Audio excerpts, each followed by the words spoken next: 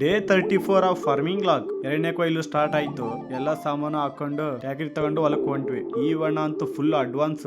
ಮಳೆ ಬಂದ್ರೆ ರಕ್ಷಾ ಕವಚನ ರೆಡಿ ಮಾಡ್ಕೊಂಡಿದೆ. ಗಣಪತಿ ಹಬ್ಬ ಬೇರೆ ಹತ್ರ ಬಂತು. ಆಯ್ತು. ಆಮೇಲೆ ನಿಮ್ಗೆ ಗಣೇಶ ಬೇಕು ಅಂದ್ರೆ ಹೇಳ್ರಿ, ಇಲ್ಲೇ ನಮ್ದೊಂದ್ ಇದೆ, ಅದನ್ನ ಫ್ರೀ ಆಗಿ ಕೊಡ್ತೀವಿ. ತೋಟಕ್ಕೆ ಹೋಗಿ ಕತ್ತಿ ಕಟ್ಟಿ ಎಲ್ಲ ರೆಡಿ ಮಾಡ್ಕೊಂಡ್ವಿ. ಅವ್ರ ಅಸ್ತ್ರ ತಗೊಂಡು ಯುದ್ಧಕ್ಕೆ ಶುರು. ಅಡಿಕೆ ಕೆಲ್ಸದಲ್ಲಿ ಯಾವ್ದು ಈಸಿ ಇಲ್ಲ ಗುರು. ಎಲ್ಲಾ ಕೆಲ್ಸ ಮುಗಿಸೋ ಹೊತ್ತಿಗೆ ಎಲ್ಲೆಲ್ಲಿ ಏನೇನ್ ಆಗುತ್ತೋ ಅನುಭವಿಸಿದರಿಗೆ ಮಾತ್ರ ಗೊತ್ತಾಗುತ್ತೆ. ಇದ್ರಲ್ಲಿ ನನ್ ಕೆಲ್ಸ ವೇದಿಕೆ ಮೇಲೆ ಅಂದ್ರೆ ಗೊನೆ ಬಡಿಯೋದು. ಫಸ್ಟ್ ತೋಟ ಮುಗೀತು, ಬೇರೆ ಕಡೆ ಹೋಗ್ಬೇಕು. ಇದೇನ್ ಗುರು ಅಮೆಜಾನ್ ಕಾಡಲ್ಲಿ ಹೋದಂಗ ಆಗ್ತಿದೆ.